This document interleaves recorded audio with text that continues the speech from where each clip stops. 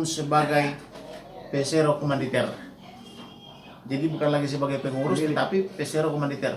Artinya bukan lagi pengurus daripada perusahaan-perusahaan ini, tetapi adalah pemegang saham. Itu artinya. Nah, kemudian atas dasar surat ini kami kuasai, maka kami kirimkanlah surat kepada 3 orang itu. Pemegang saham 2 orang dan notarisnya yang sekarang. Surat pertama lolos, surat kedua lolos, surat ketiga lolos. Tapi surat ketiga itu dijawablah oleh pengacaranya.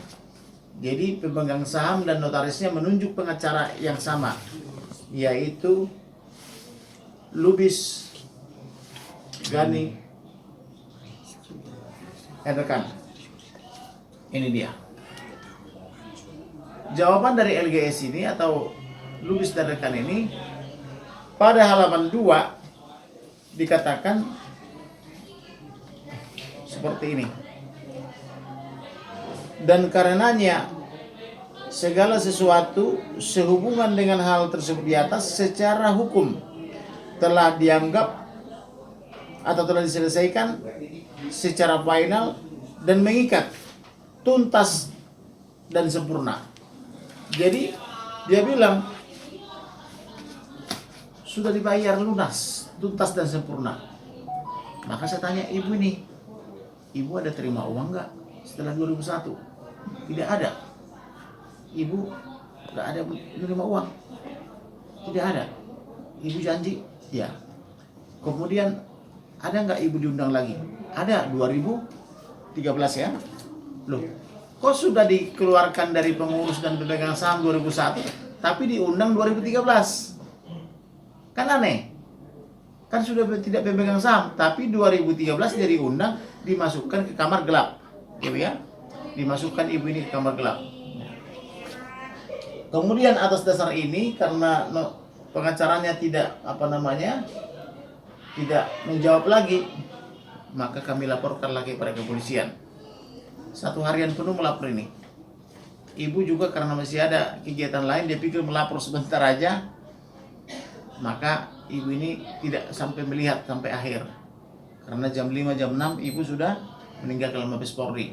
Dan ini selesai kurang lebih jam 9. Nah, kenapa begitu membuat laporan itu begitu hati-hati? Karena kita tahu, karena PT Bluebird ini sekarang dan grup-grupnya ini banyak pemegang sahamnya.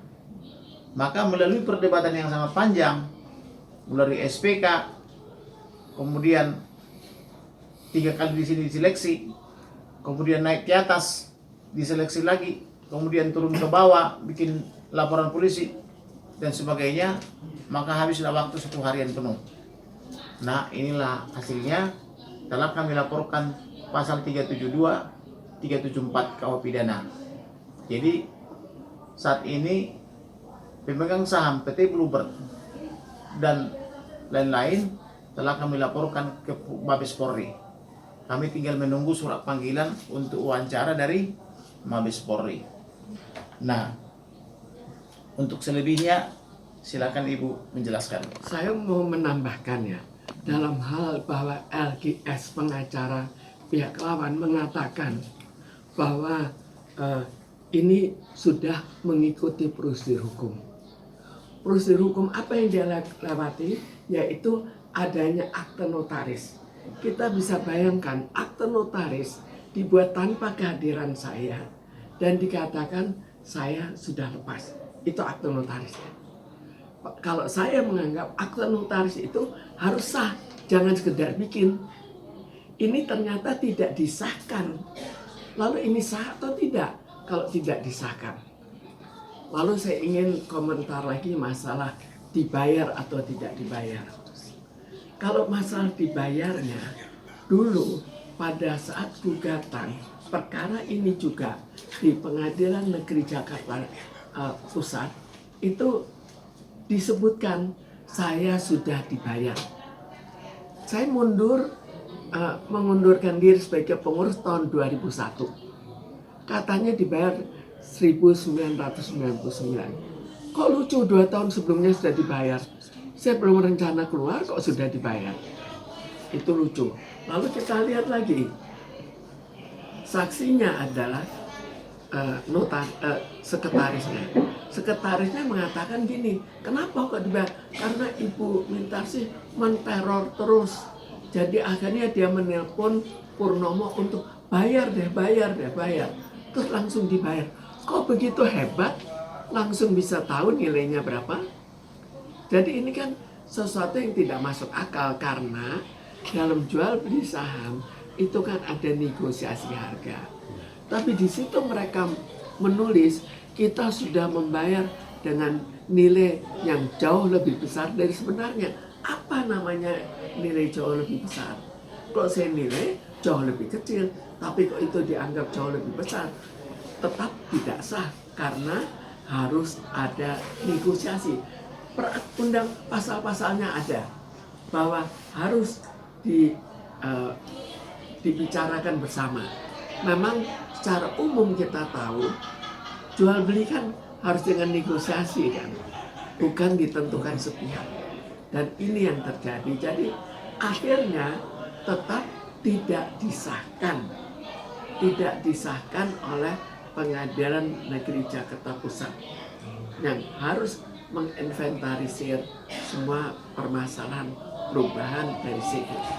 Bu, tapi pembayaran itu tidak ada di tahun 1990? Tidak pernah ada. Bayangkan 2 tahun sebelumnya, mana mungkin sih kok mereka jadi tukang ramal begitu hebat, dan bagaimana mungkin belum merencanakan kok sudah dibayar. Bayarannya pun dengan prosedur yang terlalu aneh. Kan sudah ketahuan anehnya, dan jelas Pengadilan Negeri Jakarta Pusat waktu itu tidak mau menerima itu sebagai fakta.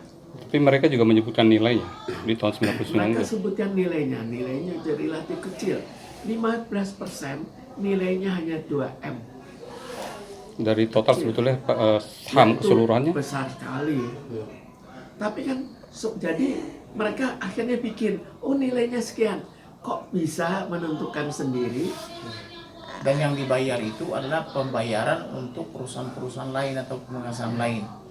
Dan sementara kalau pembayar saham itu biasanya di belakang. Jadi ada mundur misalnya, baru dibayarkan kemudian. Tetapi ini 2 tahun sebelum telah dibayar katanya gitu loh. Tapi itu tidak 2 diterima tahun oleh sebelum pengadilan. dibayar. 2 tahun sebelum Itu dibayar. adalah berbohong. Ya. Jadi 2 tahun sebelum saya Mengundurkan menyatakan diri. mundur. Itu pun mundur sebagai pengurus. Kok dibayar? Bayarnya juga lucu. Anaknya membayar ke suami saya dan ke anak saya. Kenapa nggak ke saya? Kan yang memiliki itu saya. Paling nggak ada persetujuan. Jadi terlalu banyak aneh, dan ternyata Pengadilan Negeri juga tidak menyetujui itu sebagai bukti pembayaran. Bu, perihal pelengseran nama Ibu dari PT ya, sama pengeluaran dari hak waris itu berarti dilakukan secara sepihak dari sana, Ibu ya? Semua sifatnya sepihak. Jadi dari akta-akta itu saya tidak pernah dilibatkan, tidak pernah diundang. Saya kan pemilik, kok nggak diundang untuk mengatakan milik saya serahkan secara gratis? Kan lucu. Apa mungkin saya serahkan begitu saja secara gratis? Dan sebetulnya kalau mau kita ikuti, banyak peraturan pasal-pasal yang tidak dipenuhi. Cuma ini jadi melebar sekali, karena itu pada suatu hari saya akan menyebutkan lika-liku mereka, bagaimana menyusup dari satu ke yang lain sampai bisa lepas. bukan ada rapat umum pemegang saham, Bu ya? Kalau dalam sebuah perusahaan besar ya Bang ya? Seperti itu. Di tahun 99 Ibu masih ikut RUPM itu? Jadi PT Bluebird Taxi itu lain sendiri. Oh. Jadi dia sejak diadakan sebelum tahun 1995, pada saat undang-undang perseroan terbatas, dia tidak menyesuaikan. Jadi tidak terikat seperti kita itu. Kapan Ibu, karena tadi Ibu bilang tidak ada rapat umum pemegang saham di PT ini. Sejak tahun 1995 pertama kali sahkannya Undang-Undang Perseroan Terbatas itu adalah pada tahun 1990. Dan sampai tahun 2013 tidak menyesuaikan. Jadi tidak terikat pada undang-undang. Tapi kok lucunya perusahaan begitu besar kok nggak mau mendaftarkan, tidak mau menyesuaikan dengan undang-undang. Kan itu juga aneh. Tapi lebih aneh lagi, bagaimana dia dengan identitas yang tidak sempurna bisa tetap berjalan. Itu perlu kita ikuti, ada apa. Jadi intinya itu segala sesuatu dilakukan dengan tidak sahnya PT Bluebird Taxi. Tapi kok tidak sah sebetulnya, jangan keluarkan izinnya. Karena izin itu setiap 5 tahun harus diperbaiki. Kenapa kok bisa keluar? Kenapa yang lain-lain, izin-izin lain juga bisa keluar? Itu yang aneh. Sehingga sampai PT Bluebird Tbk itu besar seperti sekarang ya. Kalau PT Bluebird Tbk kan lain lagi, didirikan secara sah. 2 orang mendirikan PT Bluebird Tbk, kan sah. Yang tidak sahnya itu uangnya diambil dari mana? Lalu menggunakan fasilitas PT Bluebird Taxi. Itu kan tidak sah.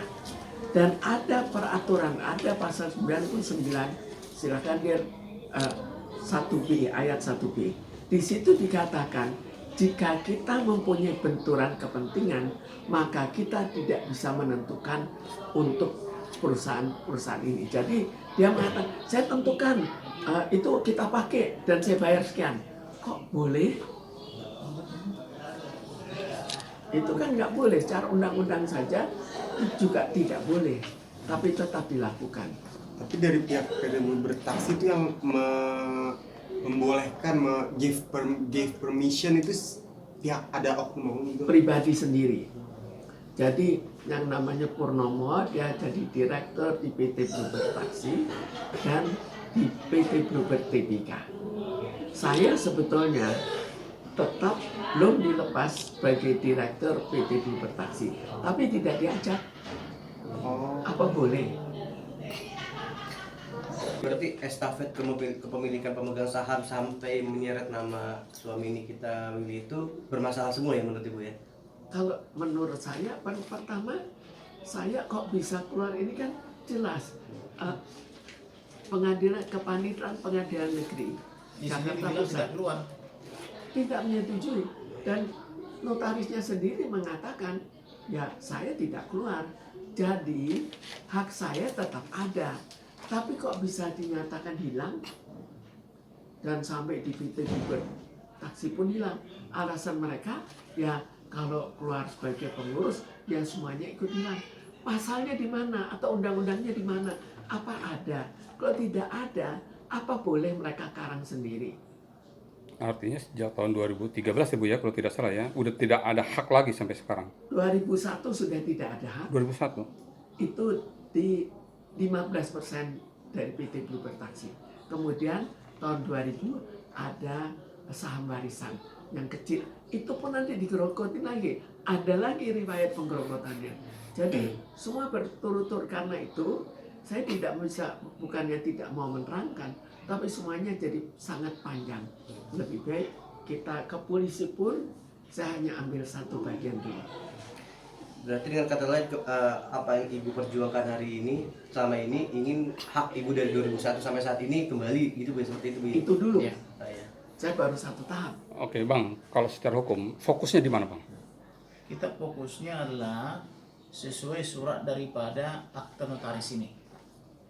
Notaris bilang atau notaris membuat pernyataan setelah somasi pertama dan kedua ketiga, ibu ini kata yang 2 orang.